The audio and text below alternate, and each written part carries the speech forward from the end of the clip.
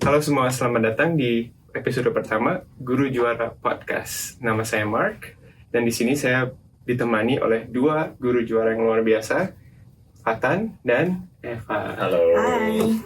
Nah, teman-teman, hari ini kita sebenarnya ingin bahas satu hal tentang perjalanan teman-teman. Ya kan, dimana teman-teman kuliah dan bukan ada di dunia edukasi, tapi pada akhirnya memutuskan untuk masuk ke dunia edukasi. Nah, teman-teman, di sini mungkin kita mulai dengan cerita teman-teman. Bagaimana sih journey-nya dari kuliah sampai bisa ke sini? Mungkin mulai dari apa? Oke, sebenarnya perkenalin dulu, aku Eva, salah satu guru juara di sini. Jadi kalau dari latar belakang, aku tuh dulu kuliahnya statistika. Kuliah statistika, tapi bukan pendidikan ya. Jadi backgroundnya bukan pendidikan. Terus setelah lulus kuliah itu mencoba untuk memulai karir di berbagai bidang juga. Jadi kayak nyoba jadi, kalau jurusan statistika itu sekarang terkenal jadi data scientist, jadi data analis, atau bagian-bagian big data dan lain sebagainya. Waktu itu sempat untuk mencoba ke arah sana, tapi tidak menutup juga untuk mencoba berkarir di bidang-bidang lain. Jadi mencoba-coba juga. Nah, waktu itu di hari yang sama banget, aku keterima nih, dapat offer dari 2 perusahaan, satu bidang perbankan dan satu adalah bidang edukasi, yaitu Golden. Banyak pertimbangan pastinya, karena dari segi usia perusahaan dan lain sebagainya itu jadi pertimbangan lah untuk akhirnya aku bergumul, kayaknya aku lebih milih untuk jadi berkarir di dunia edukasi seperti itu. Kalau ditanya alasannya, sebenarnya aku merasa mengajar itu adalah passion aku dari sebelum-sebelumnya. Meskipun waktu kuliah aku tidak punya pandangan, tidak punya prinsip untuk aku setelah lulus pengen berkarir nih langsung jadi guru gitu. Tapi setelah aku keterima di Golden waktu itu dapat offer, aku jadi berpikir lagi, kayaknya guru memang passion aku deh. Aku dari SMP aku udah mulai bantu orang tua untuk ngelesin, karena orang tua juga ada bimbingan belajar di rumah gitu. Jadi bantu-bantu, kuliah juga ngelesin beberapa murid gitu kan. Sampai akhirnya aku merasa kok aku nyaman juga ya jadi seorang guru gitu selama ini. Sehingga aku memutuskan untuk mencoba berkarir di dunia pendidikan dan meninggalkan perusahaan perbankan yang waktu itu ditentang sebenarnya sama banyak orang gitu. Kenapa gitu kan kamu meninggalkan perbankan dengan usia perusahaan yang udah pasti dan lain sebagainya. Gitu sih. Kalau Fatan gimana sih? Waduh.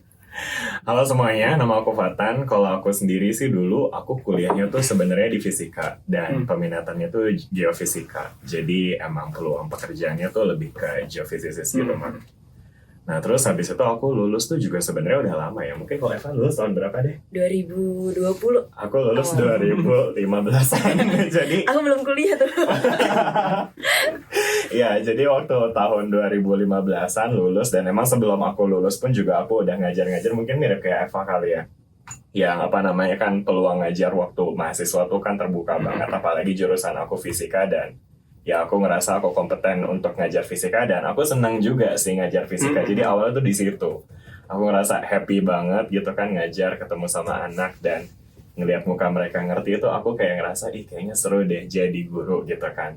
Nah, cuma singkat cerita, lulus 2015, aku akhirnya ngelamar kerja di perusahaan company geophysics, itu kayak explorationist buat cari sumber energi gitu. Tapi ini mungkin ceritanya sedikit beda nih kayak Eva. Kalau Eva kan mengikuti dari awal ya passionnya untuk jadi guru, cuma kalau aku enggak. Karena emang waktu itu kan pertimbangan finansial segala macam juga. Tentunya kita tahu bahwa ya company-company yang yang berkaitan sama teknologi apalagi energi itu ya cukup menjanjikan, dan aku berkecimpung di sana dan lumayan lama sih Mark di sana tuh sampai sekitar 4 tahunan. Nah, cuma kayak selama aku bekerja, aku nggak bisa membohongi bahwa aku selalu merindukan untuk ngajar gitu, Mark. Ada something yang missing, bener gitu, ada banget. Yang hilang gitu ya. Bener banget, makanya jujur waktu aku kerja tuh aku masih nyempetin tuh Mark buat ngajar. Nah, udah jadi resign di tahun 2019, dan di tahun 2020 awal aku tuh ngincernya awalnya tuh ini Mark, biar kayak bisa lebih ke financially stable juga. Aku ngincernya waktu sekolah yang yang swasta lah gitu ya, sekolah internasional kayak gitu. Dan akhirnya di akhir 2020 masuk ke 2021 baru dia tuh interaksi sama teman-teman co-learn, dan akhirnya kelihatannya oke nih dengan misinya segala macam juga. Waktu itu aku juga ngobrol sama Mark, dan itu juga yang bikin aku jadi kayak tertarik banget. Nah mungkin nanti Mark juga bisa sharing kali tentang apa sih sebenarnya yang co-learn kejar gitu kan, sehingga Iya, betul. aku tuh sebenarnya jadi kayak tertarik banget sama misinya co-learn, dan ya udah gitu aku juga ngerasa ya pada akhirnya ya bisa mengikuti passion aku, dan finansial pun juga nggak jadi korban pada akhirnya. Betul, Gitu betul. sih kira-kira. Yang teman-teman dengar nih, kan ada resistensi dari keluarga atau orang keluarga atau teman. Mereka tuh bilang apa sih teman-teman sebelum pas memutuskan ini? Mungkin dari Kak Fatan dulu. Aku dulu kali ya. Jadi kalau aku sendiri iya sih jelas waktu itu ada resistensi, terutama dari lingkungan keluarga, dan udah gitu juga aku ingat waktu aku memutuskan untuk resign itu posisinya aku tuh udah nikah Mark sebenarnya. Oke, ya. Jadi kayak ketika aku memikirkan memulai diskusi untuk resign, ya ini tentu jadi konflik karena ya ada piring yang harus diisi nih gitu kan. Iya. Kalau misalnya nggak ngajar, piringnya mau diisi sama apa gitu kan. Betul.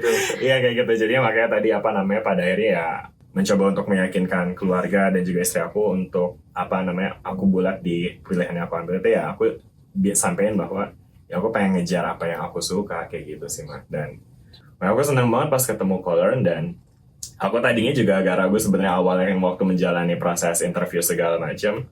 Cuma ya pas udah di akhir dan udah obrolan soal ini kayaknya oke nih secara finansial juga oke, udah istri langsung yakin kalau udah kayak gitu. Iya. Kalau Eva sendiri?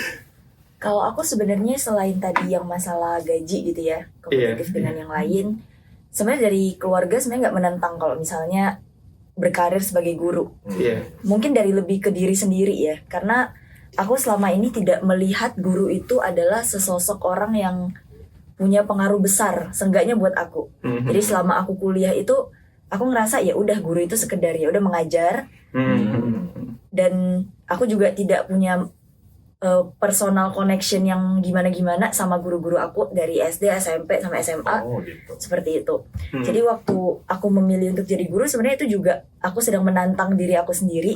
Apakah aku bisa merubah persepsi diri aku sendiri seenggaknya bahwa guru itu nggak sepenuhnya kayak gitu.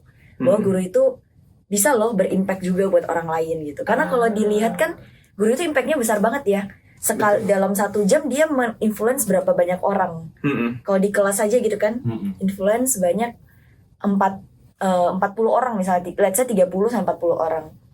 Nah, jadi sebenarnya kalau aku sendiri aku punya prinsip hidup juga, gimana hidup itu ya bermanfaat buat orang lain gitu. Nah, guru itu kan sebenarnya wadah yang tepat banget ya.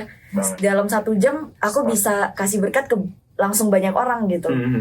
Aku bukan influencer, bukan YouTuber yang kayak punya followers banyak gitu kan. Jadi guru itu adalah salah satu pilihan untuk aku melanjutkan prinsip hidup aku itu.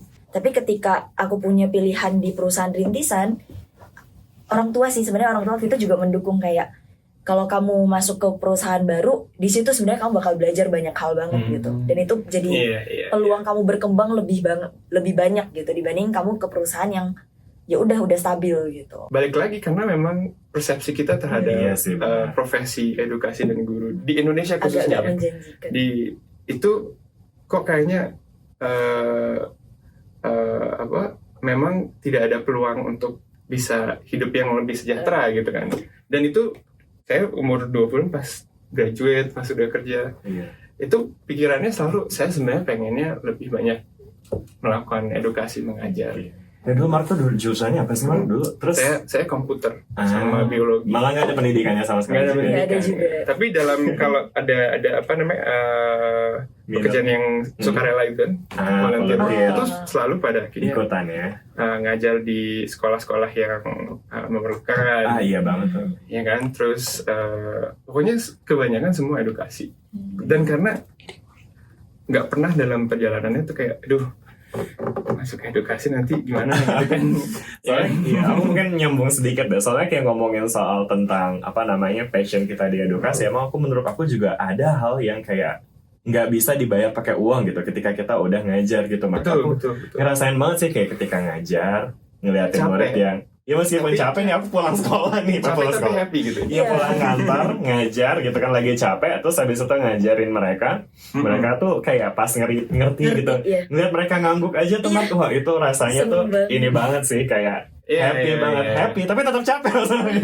Ada orang bisa. Kayak physically capek tapi Iya tapi seneng gitu. iya gitu. Kayak kebayar banget capeknya. Itu juga mungkin makanya Mark rasain tuh. Iya, jadi saya sebelum kita melakukan Colon ini kan sebenarnya saya sebelum ketemu Abai itu mengajar di weekend. Mengajar di weekend setelah kerja 5 hari gitu ya. Kerja di weekend ngajar waktu itu coding untuk anak kecil karena ada beberapa orang tua yang menanyakan karena saya punya background komputer kan. Capek nggak guys? Capek banget. Anaknya kecil-kecil lagi gitu kan. Kayak, tapi selalu seneng aja gitu. Pada akhirnya weekendnya nggak kerasa itu kerja. Bener. Malah itu sesuatu yang menyenangkan. Iya. Malah kadang-kadang Seninnya kayak aduh gitu. Balik kantor lagi Aduh, nih. kantor lagi. Balik kantor juga. Ketemu komputer lagi. Balik kantor lagi gitu kan. Setelah beberapa tahun ya, udah beberapa tahun di sini mengajar, pendapatnya teman-teman dan orang tuanya gimana saat ini? Eva dulu, Sar. Kalau aku pendapat orang tua dan orang sekitar gitu ya. Yang pertama mereka terubah persepsinya bahwa dunia pendidikan itu tidak sepenuhnya tidak menjanjikan. Nah, terus yang perkataan orang tua di awal ya bahwa di perusahaan startup itu kamu akan berkembang dan lain sebagainya itu terbukti.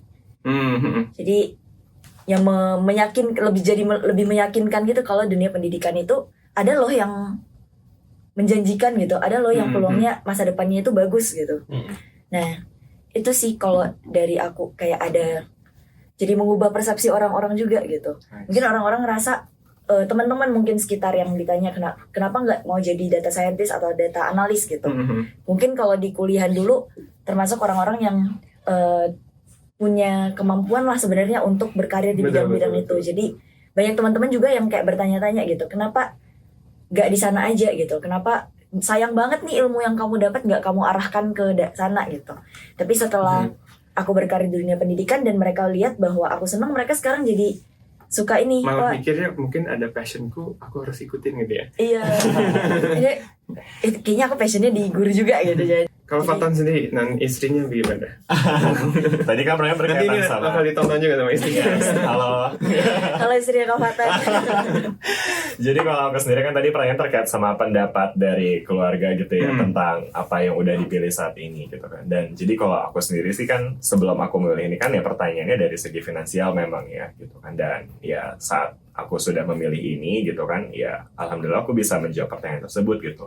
Apa namanya ya, di finansial terpenuhi, keluarga juga aman gitu kan. Bahkan bisa dibilang kayak apa yang aku dapat saat ini tuh bisa ya kompetitif lah dengan apa yang aku dapat waktu di perusahaan energi kayak gitu. Jadi kayak aku ngerasa bersyukur banget sih bisa nemuin tempat yang apa namanya bisa memenuhi kebutuhan aku untuk hidup sekaligus memenuhi passion aku, tempat untuk aku menyalurkan apa yang aku suka kayak gitu sih. Dan itu satu yang terkait sama pendapat teman yang lain gitu, keluarga gitu kan. Dan tentunya ini juga berimbas sama happiness aku sih, maksudnya berasa banget sih waktu pulang ke rumah tuh capek karena kerja yang nggak kita suka, sama pulang ke rumah dengan capek karena kerja sama yang kita suka gitu. Iya, Kayak lebih quality aja gitu, ngerasa kayak lebih enak aja gitu, jadi suasananya di rumah gitu. Mungkin yang aku bisa rasain kayak gitu. Apakah setelah melalui journey ini merasa ini adalah sesuatu yang long term buat teman-teman? Anda melihat edukasi itu sempat untuk jangka panjang, atau memang yang belum tahu, atau mungkin enggak, banyak aja? Aku dulu? Boleh. Oke. Kalau aku melihat mengajar itu adalah sesuatu yang jangka panjang. Berkarir di Colon, even nanti kalau misalnya wadah ini amit-amit sih ya, amit-amit tidak akan berlanjut panjang gitu kan. Tapi impactnya sebagai personal yang ada di dalamnya, aku tahu aku akan terus berkembang, aku akan terus melanjutkan karir ini tanpa wadah sekalipun. Jadi Oke, kayak iya. aku dengan pribadi aku, dengan bekal yang udah Kolon kasih sedemikian rupa, aku yakin aku akan terus berdampak buat murid-murid di Indonesia. Sesedikit apapun, sebanyak apapun orangnya. Karena keperluannya sebenarnya banyak. Banyak. Cuman mungkin orang-orang Indonesia yang kurang melek, belum terlalu merasa kalau pendidikan itu sepenting itu gitu. Banyak orang-orang Indonesia yang masih ngerasa Dan ya udah sekolah untuk Sebenarnya juga nilai. bukan kadang-kadang bukan karena melek aja, karena ada trust issue juga. Ya, apakah benar? Karena kan kalau sudah tadi seperti Eva lewati ya, gurunya banyak yang nggak membuat nggak membuat impresi yang positif banget gitu kan. Tapi kalau udah melewati beberapa kan, pada akhirnya guru yang baiknya baru masuk kayak udah langsung dicurigai, kayaknya ya sama-sama aja gitu kan. Jadi sebenarnya itu sih yang kita lagi sama-sama bangun kepercayaan masyarakatnya kan terhadap proses kita itu memang ada dampaknya. Ya membuat menyaring guru-guru yang memang luar biasa banget gitu kan, dan mereka bisa akses ini online, jadi bisa di mana pun aja. ada. Benar. Aku setuju sih. Jadi aku kesenangan aku berkarir di sini itu ketika murid-murid itu seneng sama aku, bukan cuman yang pertama pasti ketika mereka ngerti ya, ketika mereka bilang aku akhirnya paham, di sekolah nggak paham gitu. Itu kayak seneng banget, rasanya kayak berhasil banget gitu jadi guru. Itu yang pertama. Terus yang kedua, aku bersyukur ketika murid itu juga bisa merasakan bahwa kita itu teman mereka, bukan cuma guru mereka. Mereka bisa curhat begitu banyak hal, sampai di Instagram, di Discord, di mana aja itu sampai aku dichatin sampai hari ini. Even aku udah gak ngajar mereka lagi, aku masih di chat terus. Kak, kapan ngajar kelas ini? Kak, kapan ngajar kelas ini? Kak, semester depan ngajar slot berapa? Itu selalu ditanya-tanya terus. Jadi kayak itu yang membuat aku ngerasa, wah ternyata ada impact banget gitu. Jadi impactnya besar ya. Ya aku sesenang itu sih, kayak Kak tadi, itu nggak bisa dibayar. Benar banget sih.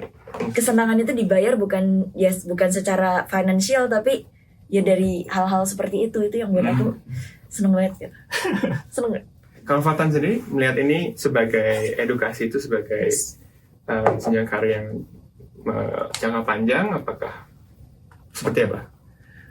Oke, ini sih sebenarnya kalau misalnya ngomongin edukasi sebagai jenjang karir, aku mungkin ngomongin soal kondisi kita saat ini dulu kali ya. Maksudku, aku ngelihat kayak kebutuhan kita untuk mengembangkan edukasi itu sebetulnya udah ada di tahap krusial sih. Karena maksudnya kita sepakat bahwa edukasi itu menjadi kunci dari kemajuan suatu bangsa gitu. Betul. Dan sedangkan ini PR besar yang tentunya kalau misalnya ada yang bisa kita lakuin ya tentu kita harus take action gitu. Nggak bisa cuma ngandelin misalnya, ya tentunya kita berharap pemerintah dengan segala macam sistem yang dibuat itu bisa menunjang kemajuan. Tapi kalau kita bisa lakukan sesuatu, ya why not gitu kan ya. Betul. Dan ini aku lihat apa yang lagi dilakuin sama ya kita semua di sini, wadah kita di sini, dan yang aku jadi makin senang join di sini adalah aku merasa wah kita beneran ada nih ternyata ngelangkah ke sana gitu. Pada akhirnya adalah ini sebagai movement gitu kan, di mana siapapun yang mau berkecimpung di edukasi melihat apa yang kita lakukan, dan ternyata kalau kita melakukan ini secara profesional, melihat ini guru itu sebagai profesional, dan ini yang memang kita mau buat di Kolearn. Betul. Pada akhirnya kalau kita mau direspek juga sebagai profesi yang profesional, pada akhirnya pengukurannya harus sangat jelas, objektif, dan ekspektasinya untuk guru-guru juga sebenarnya tinggi. Untuk mencapai itu. Benar. Ya kan? Benar. Kalau kita harus mulai dari situ dulu, lalu yang lainnya akan mulai respect. Oh, ternyata nggak gampang ya, ini bukan hobi ya. Benar banget. Nggak bisa asal-asalan nih. Betul. Jadi saya kalau di Kolearn harapannya seperti itu, dan saya juga senang banget sebenarnya rasa profesionalismenya itu sangat-sangat terbangun ya di tim guru juaranya. Nah, terima kasih nih teman-teman udah sharing sama teman-teman yang lain tentang perjalanannya. Nah, untuk menutup podcast episode hari ini, saya pengen mungkin ada patah kata nih dari setiap teman di sini. Kalimat boleh nggak ya? Kata susah banget ya. Kayak dikit banget. Kalau aku sendiri sih dari ngobrolan kita barusan, aku sebenarnya pengen nyampein bahwa ternyata ngejar sesuatu yang kita suka itu tuh bisa aja ngasih dampak buat diri kita juga gitu. Yang pada akhirnya awalnya jadi keraguan, pada akhirnya ternyata bisa aja ketemu jawabannya gitu kan. Apalagi kalau misalnya passionnya specifically ngomongin soal pendidikan yang kita tahu manfaatnya juga banyak gitu. Jadi aku rasa buat teman-teman yang lain yang mungkin punya passion di suatu bidang dan pengen serius ya, cobalah untuk seriusin dan jadi expert di bidang itu, maka nanti bakal bisa dapat apresiasi juga dari expertise yang teman-teman punya. Pasti ada jalan. Pasti ada jalan. Mungkin kalau dari aku nambahin, teman-teman yang punya passion tadi kalau general ya di bidang manapun ya, mungkin aku lebih spesifik buat teman-teman yang punya passion di bidang mengajar khususnya, jangan pernah takut buat jadi guru karena karir sebagai guru itu tidak selalu tidak menjanjikan. Oke, luar biasa. Kalau dari saya cuma satu, teman-teman. Dan ini yang menjadi pelajaran yang saya juga dapatkan selama melakukan mengajar itu sendiri. Ternyata skill untuk mengajar itu sangat-sangat transferable. Ya kan? Di dunia industri apapun, teman-teman bekerja sebagai manajer ataupun pasti pada akhirnya mengajari seseorang, mengajar satu tim dan lain-lain. Dan bayangkan kalaupun melakukan ini secara jangka pendek, sebenarnya skill komunikasinya itu diasah waktu lagi mengajar setiap hari. Gitu. Jadi buat saya pada akhirnya juga untuk teman-teman yang masih agak ragu ya kalau misalnya masuk ke dalam profesi ini, berpikirlah juga ternyata setidaknya transferable skills-nya banyak sekali. Sepakat. Setuju. Yeay, cool. Terima kasih. Makasih juga, Mar. Thank you Pak Hatta. Selamat datang. Menginspirasi. Sampai ketemu lagi. Sampai ketemu lagi teman-teman di episode berikutnya. Dadah.